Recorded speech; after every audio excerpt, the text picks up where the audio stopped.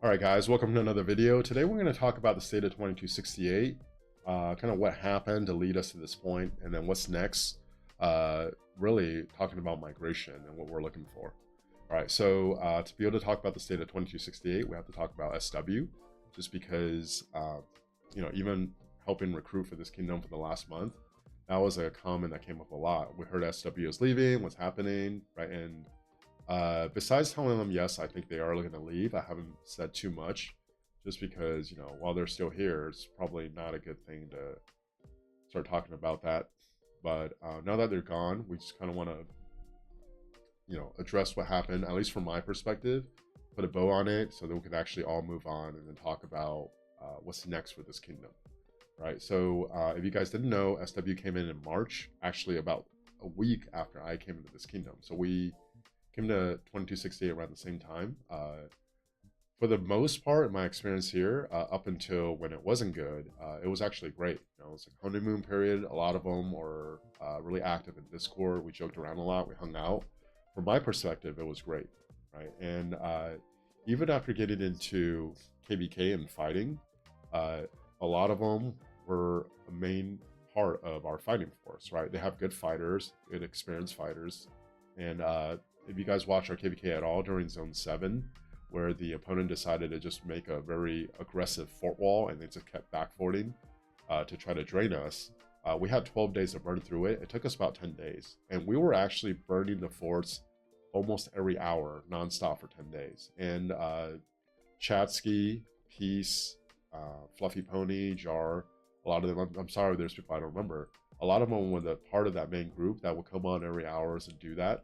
And it was annoying, but I actually also in a weird way kind of enjoyed it because we were able to kind of develop chemistry, get to know how each other play and fighting, and there was some camaraderie that was built, right? I actually felt pretty good going to Kinsland, and in Kinsland we ended up fighting there for 3 days, and on the 4th day there was supposed to be the Zig fight, and we actually surrendered right before the Zig fight, right? So in Kinsland, if you guys watched, we would dominate for about 12 of the hours. The other 4 hours, I would say, was contested, but we were still winning.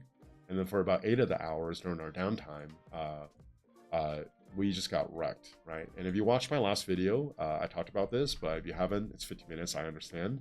I summarized it by saying how a fat one alliance kingdom is actually at a huge disadvantage if you don't have pilots like covering 24/7, right? Just because when you're already at a big numbers disadvantage, and then you don't have players on, like a lot of players on, the numbers disadvantage becomes a huge issue during your downtime, right? And every strong one alliance kingdom that doesn't have a lot of pilots is going to have to deal with this, which is why I think being a Ling kingdom is actually the way to go, as opposed to being a very fat one alliance kingdom. So first day we were dominating during our downtime. I thought we were literally going to get routed out of Kinsland, and then kind of woke up to that, and we ended up stabilizing again, and we started dominating again the second day, and we actually did a much better job of giving up some territory so we could defend during our downtime during the second night, so it wasn't that bad during the second night. Right now, on the third day was when the problems started arising. If you actually want, you can watch Chisco's video, the one he released right after we announced that we're surrendering Kinsland.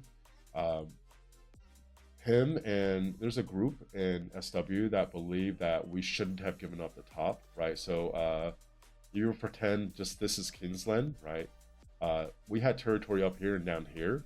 Now, I personally used over 120 teleports in Kinsland alone, just because it's the biggest Kinsland I have ever seen, right? Compared to almost every other Kinsland I have seen since, that Kinsland that we were in was about 3 times the size of any other Kinsland. And when that's the case, you literally can't even just march over and defend the territory. You have to teleport back and forth. And it became very draining. And from my perspective, we had so many fronts that it was actually really hard for us to cover any of those fronts, right? Like when we tried to defend all the fronts, then we were kind of doing a mediocre job defending all of them at once.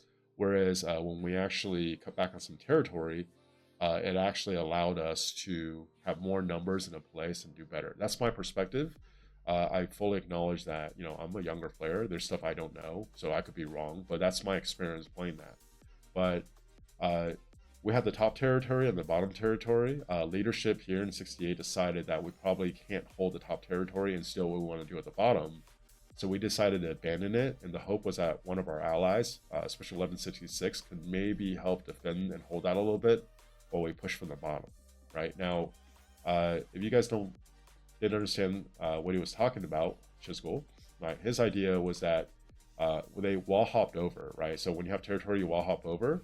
All the stuff down here, if you cut the territory where they wall hop, you could essentially make the rest of the territory ineffective. So the opponent was pushing on the top from right to left, and if they actually got behind us, they could cut off a lot of our territory, and it would have been really, really bad, right? And then we were kind of going on the bottom from the left to right to try to do the same thing to them, right? Tactically, I actually agree that you can't let them get behind you, right? Because if they cut the top and they get behind you, we're pretty screwed. But at the same time, sorry, we didn't have the numbers, which from my perspective, we didn't have the numbers. If we try to do that, it would actually take away from our ability to cut from the left to right and the bottom. And we just try to defend at the top and the bottom. I think from my perspective, it was going to be a guaranteed loss. Whereas if we actually were able to cut from the bottom left to right, we're almost like rotating territory where they're getting the top, we're getting the bottom now. And then we'll actually at least have good connection to the Zig, so that when the Zig fight actually opens and we win the Zig fight, right, all of a sudden that's a massive advantage on the field and maybe a morale boost, and we can win that way, right? So going into the third night, I thought it was probably still 50-50 because it was looking like we were making good progress on the bottom where we could actually cut a huge part of their territory off while they were at the top cutting our territory off. And then, you know, the big fight was going to be the Zig fight. Now, the problem started arising where people started bringing up in Discord, hey, we shouldn't do the strategy. We should defend the top, right? Even though leadership had made that call.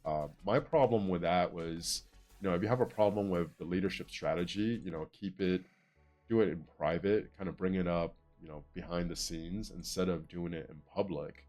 And it just became this thing where there was more people, and unfortunately it was people in SW bringing that up, and then people not from SW kind of defending it, and it became kind of like a fracture or two-sided thing. Honestly, one of the reasons why I decided to log off early that night was just because it was getting frustrating hearing the back and forth in Discord, right? I just want one plan, I just want to follow the plan, and then if it doesn't work, we could reassess later, but I didn't really want to hear it. And from what I was told afterwards, after I logged off, I actually got even a little bit more heated. And then when I woke up the next day, we announced that we surrendered. I'm still convinced that one of the reasons why we surrendered was just because at that point morale was really low, right? There was like dissent amongst us, and you know, it's very, very draining for leadership to keep fighting when there's a lot of people that are dissenting on what we should be doing. Now, I fully acknowledge that's my perspective on what happened, right? If you ask them, they probably have their own perspective on what happened. But after that, you know, there's a little bit of tension in the kingdom. Supposedly, they try to work out the differences. They couldn't. And then for about a month now, I think we all knew that SW was leaving. Right now, my assessment of them, my experience with them has mostly been great, especially the people that showed up during the fort burning and showed up in Zone 7, Zone 8. Like, they have good fighters that showed up that care.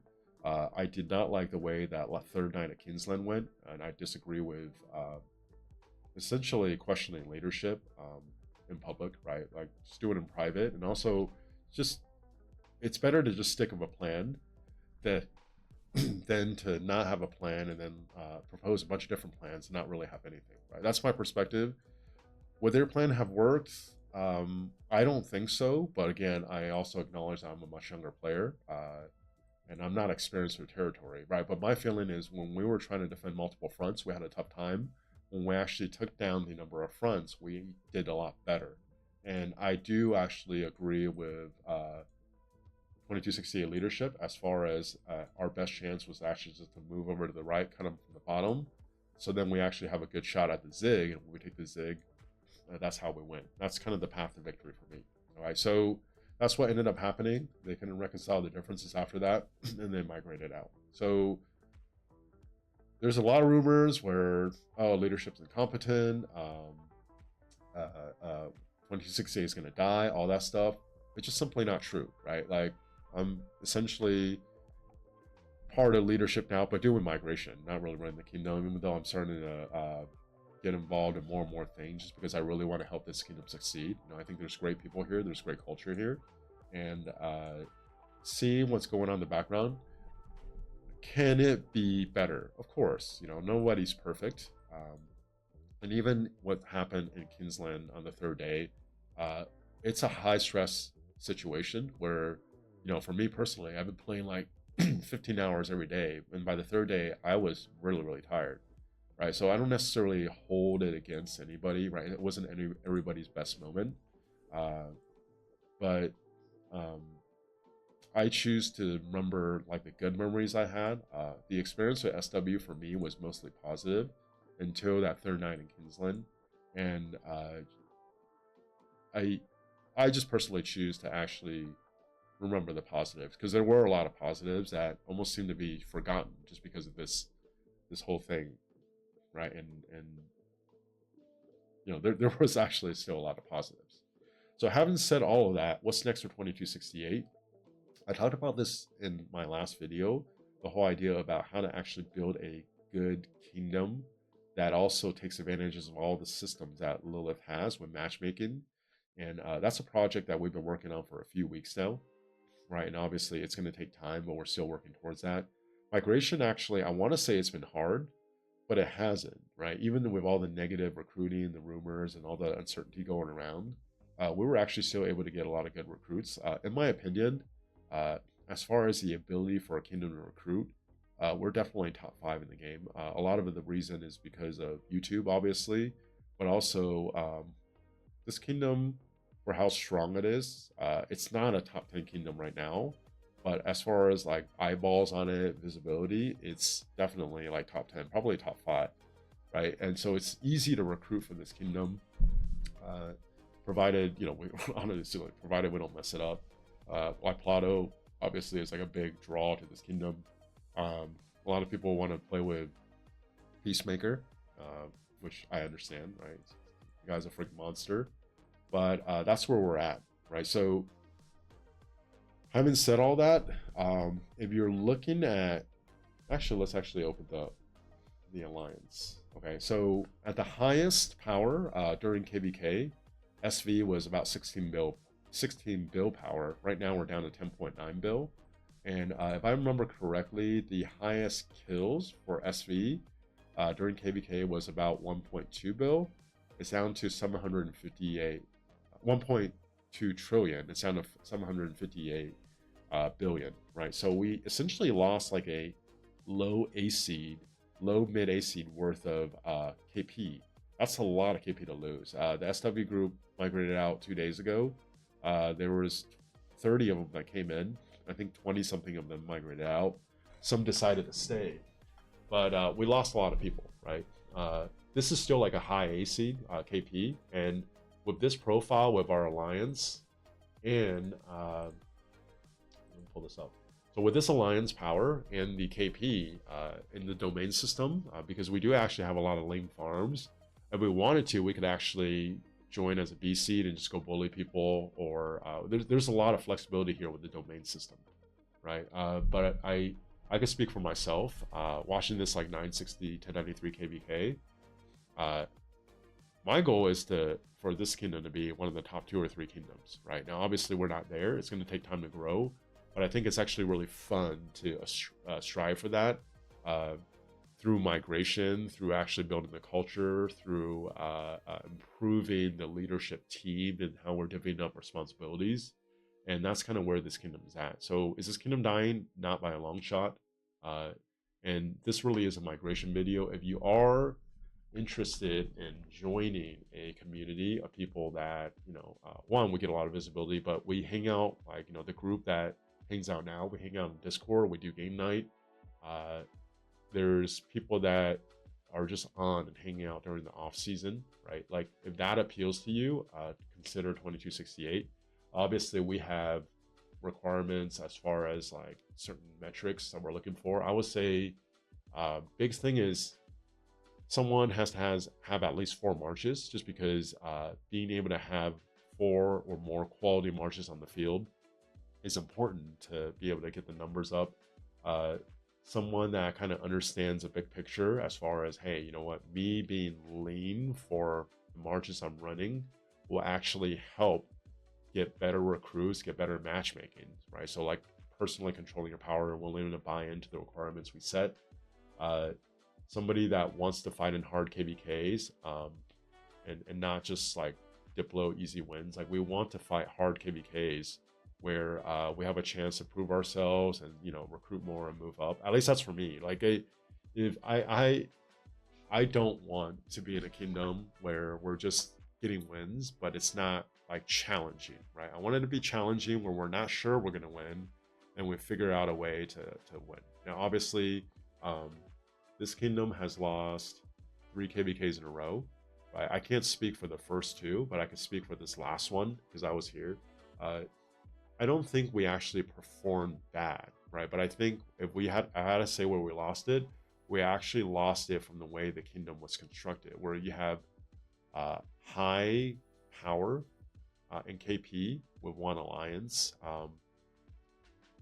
You have to just have a lot more pilots, or else it's going to be very, very difficult. And we don't have that, so I don't think the kingdom necessarily should be constructed that way. The way I think you want to go, if you are going to go one alliance, is to be a lean one alliance kingdom, so you can rely on stronger allies to also provide some of the numbers you're missing, or you can actually have a campmate, and you can do something that 1188 does a lot, where they don't have a lot of numbers, but have a campmate to help supplement that, and they bring in the punch, right? So there's a lot of cool ways to go about it, and if you're interested in actually help build the kingdom in that way, then definitely apply. Now, if you're not sure you have questions, you can shoot me a message in game. My name in game is 68 Bus Driver, but also I'll put the link to our migration in Discord. It's 2268migration.com. I'll have that in the description in the Discord. I mean, in the YouTube, if you forget. But that's kind of like the pitch for migration. Obviously, we're not going to go this pop just because we just had people migrate out 2 days ago, right? It's already in the team up phase. So realistically, we have like 2 weeks, 2 more weeks before we're probably looking to enter into KBK. So if you're looking to enter into KBK relatively soon, and you can migrate in during that window, definitely reach out to me. We would love to actually see if you're a good fit for the kingdom. If you do apply, we're looking for 4 or more quality marches. Ideally, you have a lot of lean City Hall 25 farms to help with the domain system and farm filling. You kind of understand the big picture, and if a lot of the preliminary stuff checks out, what we do is we actually do a voice interview with everyone that's interested, because I think it's really important to actually get a feel for the person, whether they're a good fit for the culture, whether there's someone that we enjoy being around on Discord, and we would love to actually welcome you to be part of the team, part of the family, and it really is like a community where we're hanging out. Like, I mean, obviously, like any of us could go somewhere else, right? But there's a reason why we chose to stay here and help build this, just because there's something special here, and I really believe it, right? And I think everything that's happened is actually like an opportunity to self-reflect, learn some stuff about yourself as a kingdom, and then adjust and grow from there, right? So if this appeals to you, please apply. Shoot me a message if you have questions. 68 Bus Driver. Hope to actually hear from you and play with you in the kingdom.